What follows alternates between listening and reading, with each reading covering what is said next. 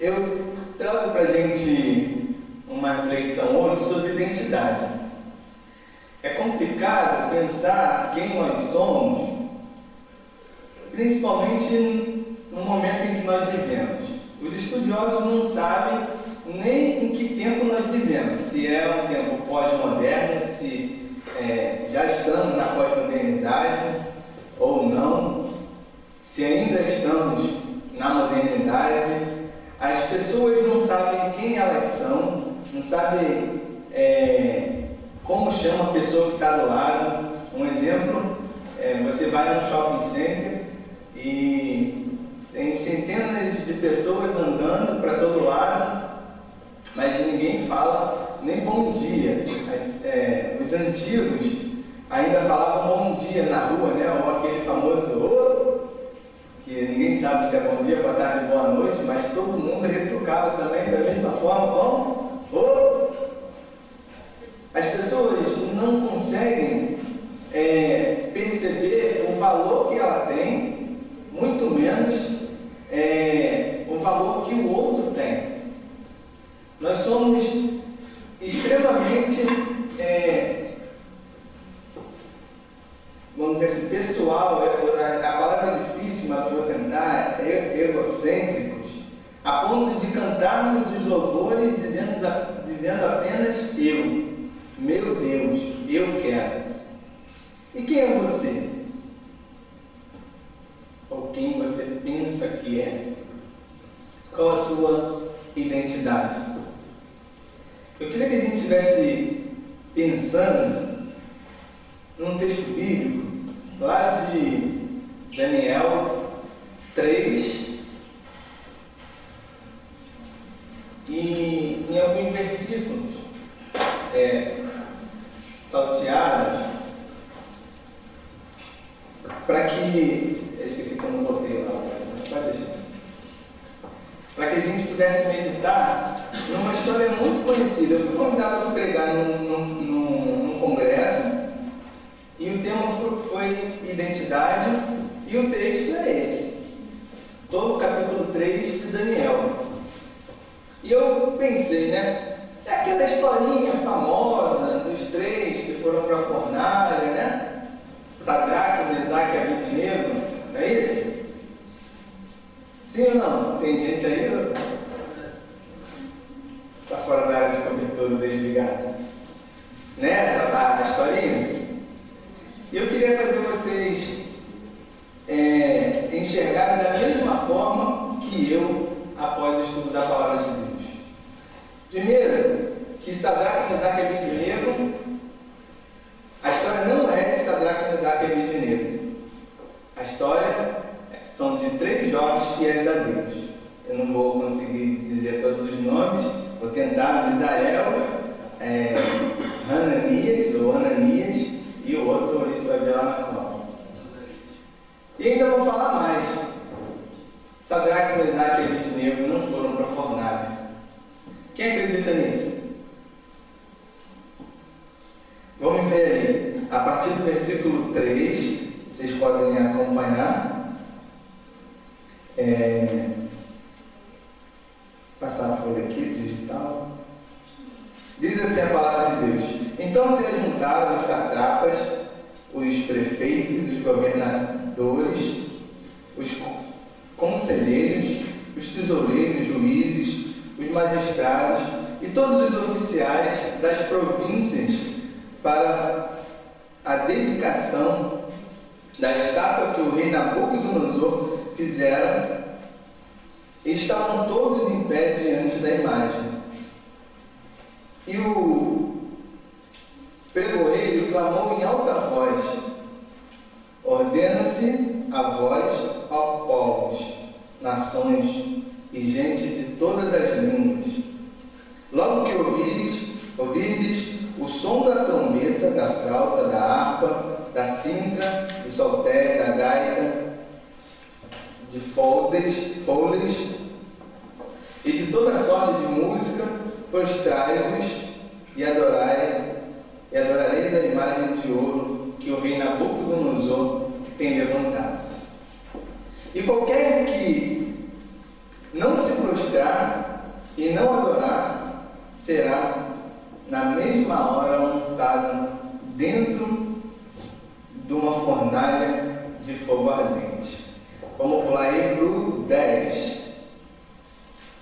Tu, ó rei, fizestes um decreto, pelo qual todo homem que ouvirdes o som de todos esses instrumentos, se não prostraria e adorares a sua estátua de ouro, e qualquer que se não prostrar e adorar seria lançado numa fornalha de fogo ardente. Há uns homens judeus, entre parentes, crentes, cristãos, que tu constituíste sobre o negócio da província da Babilônia, Sadraque, Mesaque e Abednego. Estes homens, ó rei, não fizeram caso de ti, a teus deuses, não servem nem adorem a estátua de ouro que levantastes. 15. Agora, pois, se estás pronto, quando ouvires o som da trombeta, da flauta, desses todos os instrumentos, eu vou te dar uma segunda chance, mais ou menos isso que está aí. Se não adorares, sereis lançado na mesma hora dentro da fornalha de fogo ardente. Vamos pular para o 17. E eis que o nosso Deus, a quem nós servimos, pode nos livrar da fornalha de fogo ardente, e Ele nos livrará da tua mão, ó rei. Mas se não, fica sabendo, ó rei, que não serviremos a teus deuses, nem adoraremos a estátua de ouro que levantastes. 22. Ora, tão urgente era a ordem do rei e a fornalha que estava quente, que a chama de fogo matou os homens que carregavam a Sadraque, Mesaque e Abednego. 24. Então o rei Nabucodonosor se espantou e se levantou depressa e falou e disse aos seus conselheiros: não lançamos nós dentro do fogo 3 homens atados? Responderam ao rei: é verdade, ó rei. Disse ele: eu, porém, vejo 4 homens soltos que andam passeando dentro do fogo e nenhum dano sofreram. E o espanto do rei é semelhante, e o rei identificou eles semelhante a filhos de deuses, ou para a gente hoje, filhos de Deus, ou do único e verdadeiro Deus. E por último, 28.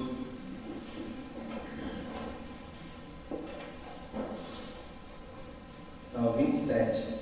E os 28. Falou Nabucodonosor e disse: bendito seja o Deus de Sadraque, Mesaque e Abednego, o qual enviou o seu anjo e livrou os seus servos que confiaram nele e frustraram a ordem do rei, escolhendo antes entregar os seus corpos do que servir ou adorar a Deus algum além do seu Deus. Vamos orar. Deus Todo-Poderoso, eis-nos aqui, falhos, fracos, pecadores, necessitamos do teu auxílio para entender a tua palavra e a tua mensagem a cada um de nós. Que o Senhor, através da tua misericórdia, do teu Santo Espírito, fale aos nossos corações, no nome de Jesus. Amém. Resumindo a história que acabamos de ler, os 3 homens se recusaram a cumprir um decreto de um rei que naquele tempo tinha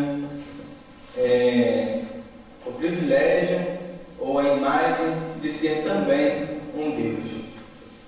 Situando essa passagem na história, ela vem logo após Israel ser massacrado e ter sofrido todo tipo de saque, o templo foi roubado, e aqueles que não foram mortos na batalha se tornaram escravos de Nabucodonosor. Mas eles não foram presos simplesmente, jogados na caçamba de um camburão e carregados, algemados. Eles foram levados ao cativeiro a pé, no sol quente. E além do mais, eles eram amarrados as mãos e os pés, e tinha como se fosse uma corda, onde cada um, além de ser amarrado as mãos e os pés, só tinha a distância para dar o passo, eles tinham como se fosse um anzol no umbigo, para que se alguém tentasse sair daquela que seria, vamos dizer, depois na escravidão, esqueci o nome do... um negócio que os escravos ficavam amarrados também, aquele pau. Quem tentasse fugir dali, logicamente ia perder a sua vida, porque o anzol rasgaria o seu umbigo, sua barriga. Eles chegaram ali na Babilônia com tudo isso na cabeça. Perdi meu pai, minha mãe, meu parente, perdi meu ouro, perdi tudo que eu tinha. E agora estou chegando numa terra estranha, de gente esquisita, com deuses estranhos. E aqueles três, talvez fossem bonitinhos, foram logo ressaltaram aos olhos do rei, que falou assim: não, isso aqui está muito bonitinho para ser escravo, esse eu vou ficar para mim, esse vai morar comigo no meu castelo, esse vai ser meu assessor direto, esse vai ser como meu filho. E aí, o que aconteceu? O rei fala para eles: mas qual é o teu nome? Ananias. Mas tua mãe não teve misericórdia de você, hein? Não, pode voltar. Depois a gente vai chegar. Esse que eu estava botando aqui, desculpa. Mas tua mãe, hein? Vou te colocar um nome melhor. Ao invés de Ananias, você vai se chamar Sadraque. E é interessante que eu conheço filho de crente chamado Sadraque. E conheço o Mesaque também, são dois irmãos gêmeos, Sadraque e Mesaque.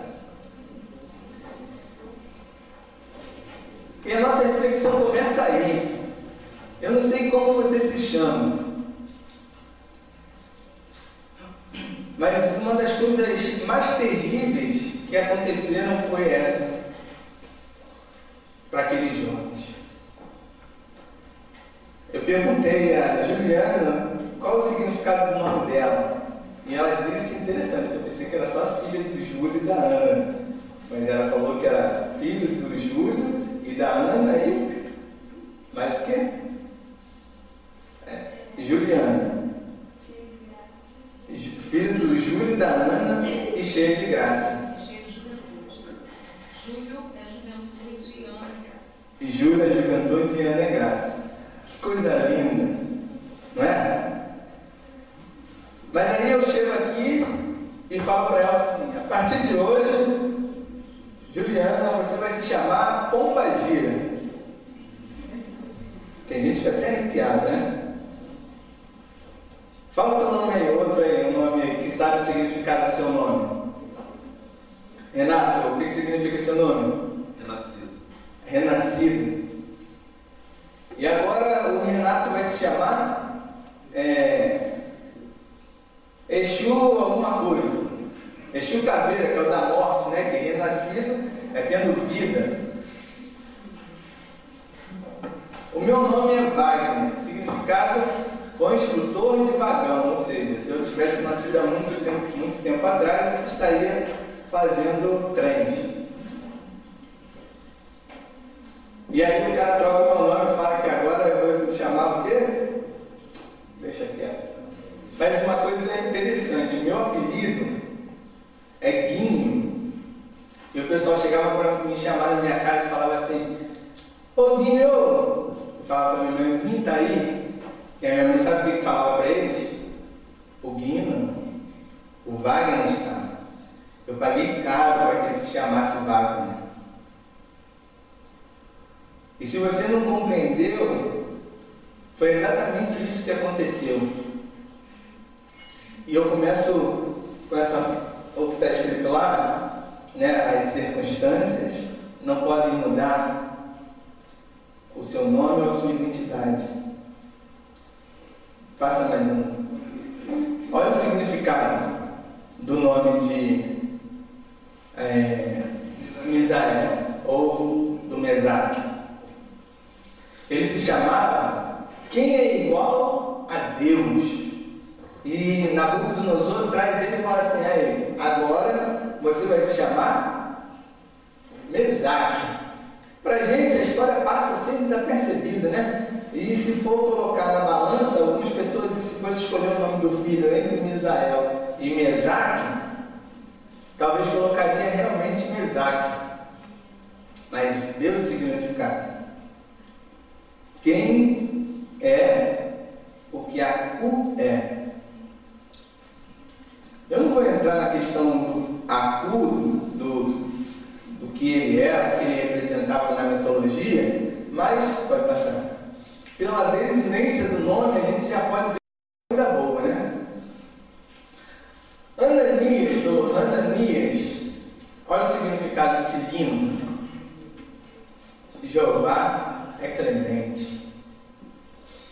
E olha o que Nabucodonosor coloca e tem outras ainda qualificações, que poderia ser favorecido do rei, ou peixe, vamos dizer assim, como era no quartel, né? Pistolão, essas coisas assim. E por último, Azarias, que ficou com o nome Abidnego. Azarias, que significa aquele que o Senhor ajudou. E Nabucodonosor coloca o nome dele, servo do Deus negro.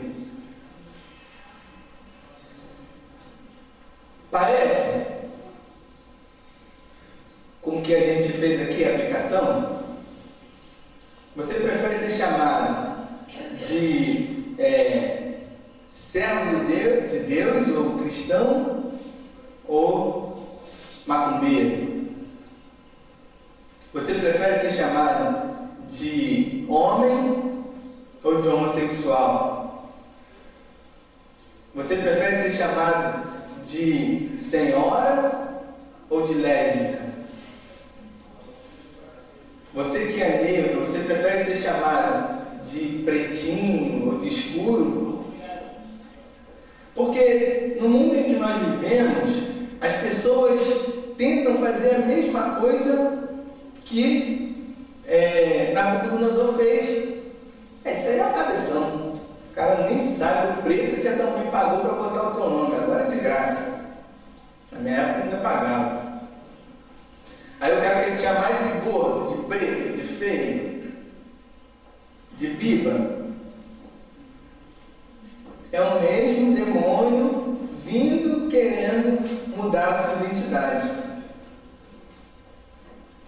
Colocar você, diminuir a sua posição de servo de Deus para servo do diabo. Pode passar. Segundo, foi isso que aconteceu. Alguns estudiosos vão dizer que a estátua não podia ser exatamente como a de um homem, porque a Bíblia diz que ela tinha 30 metros de altura e apenas 3 metros de comprimento, de largura, né? Então não daria para formar uma imagem tal, com o rosto. E a coisa mais próxima que os historiadores dizem que poderia ser o que a Bíblia diz, a estátua de ouro, seria o obelisco. Que por outro lado, em algumas religiões, significa o órgão genital masculino.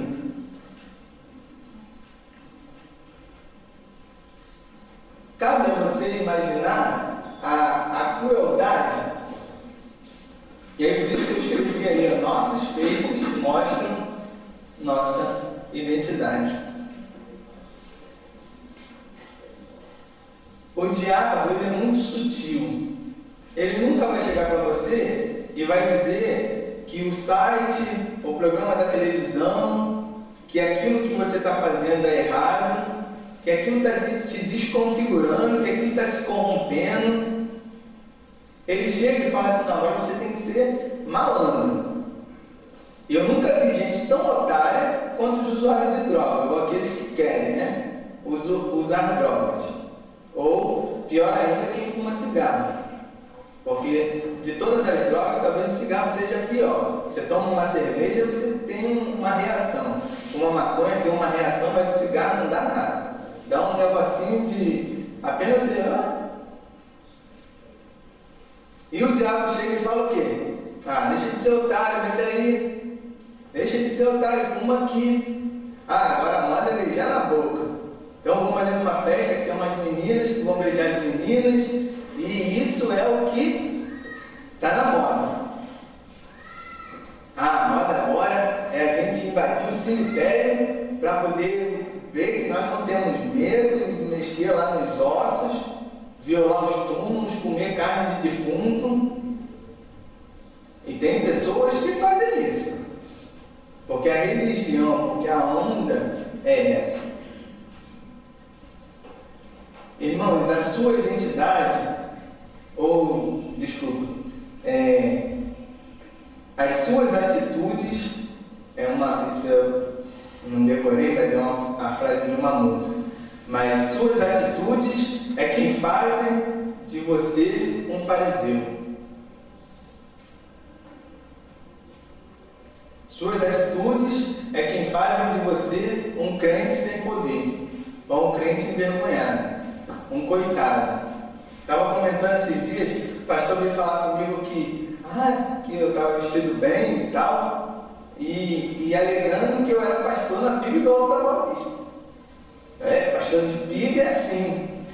E eu falei para ele: meu amigo, se a tua igreja não te paga, vai catar latinha. Porque Deus é fiel. Se você catar latinha, Ele vai te dar recursos. Mas agora não vem tentar me corromper para que eu venha a me envaidecer e achar que eu sou melhor do que você, porque eu não sou não, eu ralo dia e noite. Eu acordei hoje cedo e vou dormir tarde, porque eu estou trabalhando.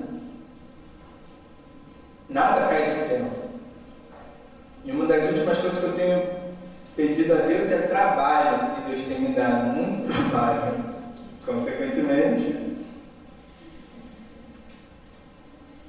eu tenho ganho algum dinheiro. Mas as suas atitudes é quem fazem de você um fariseu, ou um coitado. Preguiçoso, dorminhoco hoje, um coitado amanhã. Se não estudar hoje, vai ser coitado amanhã. Quem não estudou hoje, está aqui de mais idade, sabe o quanto se arrepende por não ter paga o preço de acordar cedo e de dormir tarde, de estudar, como diz o ditado, para ser alguém na vida. Irmãos, a sua atitude, ou como está escrito, os seus feitos mostram quem você é realmente. E mais do que isso, o Deus que você serve. Por último, nossa identidade é Cristo. Eu creio que qualquer um aqui, se soubesse o que Cristo iria viver, teria recusado. Se você soubesse que você ia ser rejeitado por toda uma nação, cuspido, chicoteado, maltratado, você ia falar assim: passe de mim esse cálice. E não seja feita a tua vontade, porque eu quero é a minha, eu estou saindo fora. Irmãos, quando Sadraque e Mesaque perderam tudo, nada mais importava para eles além do Deus que eles serviam. E parece até, soa estranho o nome do último, volta só um pouquinho até o último, que olha só o nome dele: aquele que o Senhor, você perdeu tua mãe, teu pai, tua terra, teu ouro, a tua igreja foi demolida, como que o Senhor te ajudou? Eu acho que esse daí foi o primeiro. Quando quando Nabucodonosor chegou, olha esses três aí, qual é o teu nome? Meu nome é Azarias. Azarias? O que significa isso? Aquele que o Senhor ajudou. E ele falou o quê? Você não tem vergonha, não? Você está aqui amarrado, com a barriga sangrando, tu agora vai ser meu escravo. Quem é o teu Deus? E tem um versículo desse que nós lemos, se não me engano é o 22 no finalzinho. Nabucodonosor vai perguntar justamente isso para eles antes de mandar eles para a fornalha. Vai dizer o quê? E aí, quando eu te mandar para a fornalha, eu quero ver quem é o teu Deus. E eles falaram o quê? Eu posso até ser queimado lá na fornalha, mas não serei corrompido. Porque a minha identidade é de servo. Eu estou aqui amarrado, sou escravo, sim. Mas eu tenho certeza de que o Senhor me ajudou. Porque só pelo fato de não ter morrido lá no seio do seu povo, como aqueles milhares e centenas que ele viu morto, ele tinha certeza que Deus tinha um propósito na vida dele. Eu só não entendo o mistério desse texto, é porque Daniel não está no grupo, né? Que eram os 4 queridinhos do rei. Mas Daniel não aparece, então não vou falar dele não. Mas aí Nabucodonosor fala, então agora você vai ser servo do Deus tal. Vai pro final. Tem muita gente hoje, servo da igreja, servo da doutrina, servo da religião, servo do cargo, servo do seu próprio dinheiro, daquilo que os olhos veem. Tem gente que trabalha o ano todo apenas para pagar dívida. Ele não tem nenhum prazer de ver o salário dele, de pegar o salário e falar assim, não, isso aqui eu vou comprar uma bala, porque ele só paga o cartão de crédito, ou então os outros pediram dinheiro emprestado, a birosca, a cantina. Servo do que os olhos veem, não servo de Deus, servo do consumismo. E hoje o celular só dura 6 meses. Entrei na onda. Para mim, começa a quebrar, daqui a pouco eu vou lá e compro outro. E é sempre mais barato, né? Mesma coisa. Nada dura. Os carros antigamente batem no Fusca com um carro zero do pastor para você ver. Se o Fusca não continua inteirinho e o pastor todo amassado, perda total. A moda é essa. Perda total. Entrou a TV de LCD, não sei quanto tempo depois já não valia mais nada. Aí veio plasma, que é difícil para eu falar. E agora já tem a LED. E amanhã vai ter outra mesmo. Nós nunca seremos saciados com o nosso poder financeiro, com a religião, com a nossa política de boa vizinhança. Nós só seremos saciados quando verdadeiramente vivemos o poder de Deus. E foi isso que Sadraque, Mesaque e Abednego viveu. Ele não se importou se, desculpa falar, mas se o Biba lá da sala dele vai ficar de mal com ele se ele disser que Deus não concorda com o modo com que ele vive. Ele não vai se preocupar em dizer que o outro tem que trabalhar, que tem que sair dessa miséria. Vai catar latinha, vende bala no sinal, vai engraxar sapato. E se você for ver, o Silvio Santos engraxava sapato.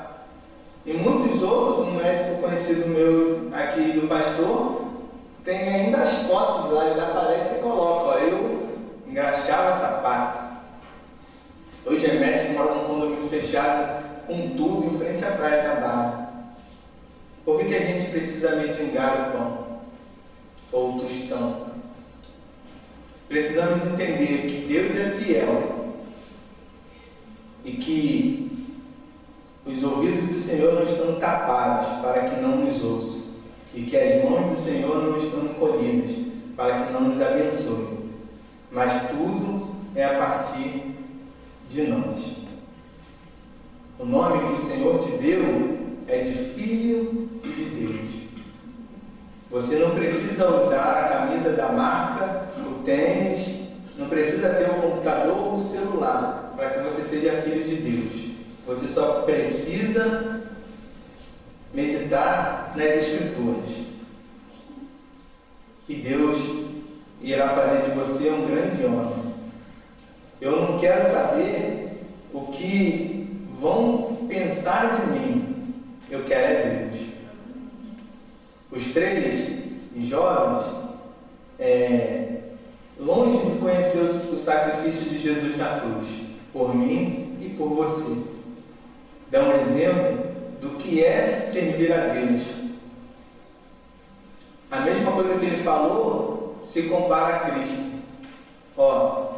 Eu não sei se Deus vai me livrar, mas mesmo se eu for queimado, eu não vou me deixar corromper. A missão de Cristo era nos salvar. Ele falou assim: eu sei que vai ser difícil, que eu vou ser amassado.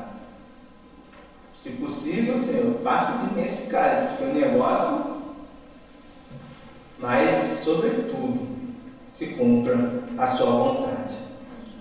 Você aceita a vontade de Deus na sua vida? E eu te faço uma pergunta para finalizar. Qual foi a última vez que você ouviu a voz do Senhor?